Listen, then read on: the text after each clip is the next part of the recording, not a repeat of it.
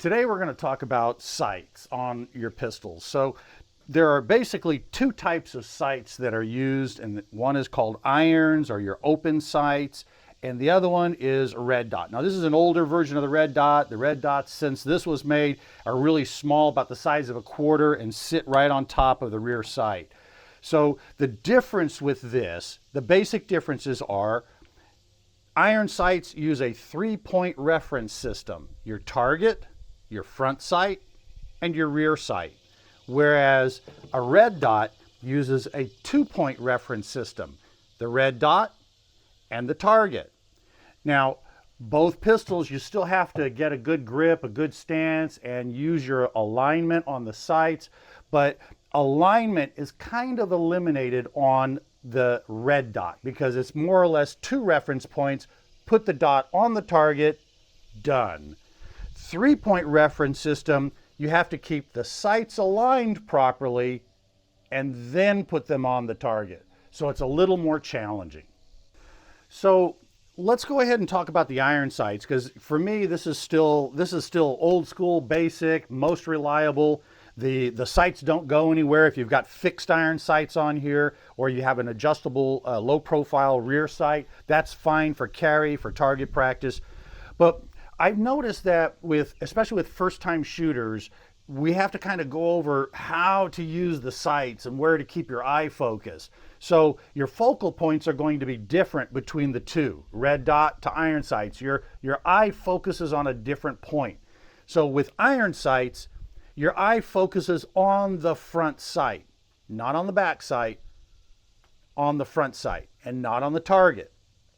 So that's the biggest challenge for using iron sights, is to keep your eye focused on the front sight and stop or prevent your eye from drifting down to look at your shot. Keep your eye focused down here, okay? So most iron sights will have 3 dots. It'll have a dot and a dot over here on the front, which is a good reference point, because when you bring them up, what you're looking at is you're trying to see this dot right here. Sometimes with a bright background, you're going to silhouette and you won't be able to see the dots because of the shadowing, but that's okay. What you'll see is the rear sight with the rear sight notch and the front sight falling inside the notch. I always like to have a little saying, dot, dot, dot, target on the top. And that's a good thing to remember when you're trying to focus. Keep your eye on the front sight. So when your eye's focused on the front sight, what's it actually going to look like when you're starting to aim and you're looking down here? You're going to see, okay, I see it. I got my front post inside the notch and everything. It's all flat, equal light on both sides, flush across the top.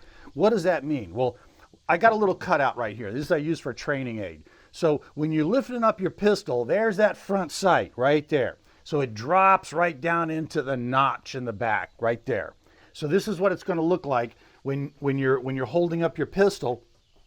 Your gun's going to be like this right here, and there's your target. So now the biggest thing to remember is accept some of the movement. So long as you don't have movement this way and this way vertically and horizontally on your front sight, if your grip and your pistol control is good, you're going to get a little bit of movement. This is okay. Now, again, this is really bad, but this is okay to see and get used to it. Accept the movement. You're not made of rock. You're not made of steel. You know, everything about you's got a little bit of movement to it while you're standing there. So this is natural. So this is the aim point that I like to use, and it's called center mass.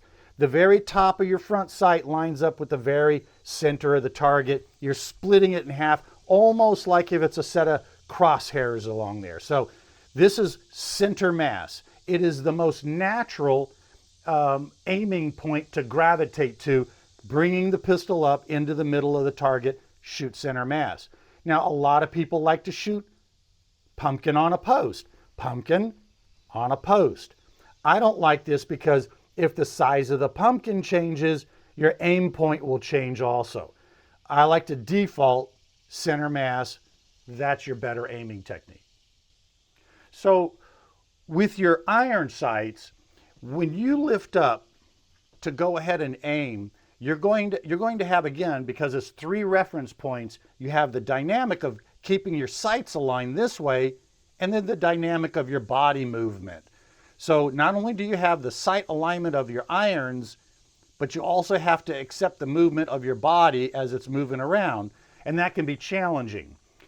I like iron sights because you see all of the movement all at one time, and you can concentrate whether it's your grip or whether your body's moving too much. You can visibly see the difference.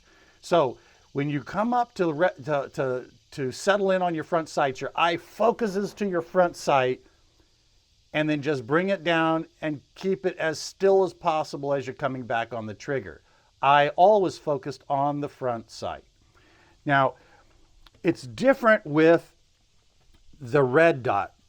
Now, at the Nationals, right around 1980 timeframe, the Nationals allowed red dots to come into play with equal standing with the iron sights. Now, I wasn't too keen on that because the red dot eliminates the actual movement of the grip, and it stabilizes your body movement a little bit more. Now, the one thing you will see is that when you bring up a red dot, that red dot's going to be jumping all over the place, all over the place. That's your body movement. But if you stabilize the pistol and you move your head back and forth, left to right or up to down, you're going to see that the red dot does not move off the target, which is different. There's the difference between the red dot using 2 reference points and your pistol using, with open sights, using 3 reference points. So you can see the movement of your body in the irons. You cannot see the movement of your body left and right in the red dot scope because the magnification and the focal point of the lens keeps the red dot where it's supposed to be.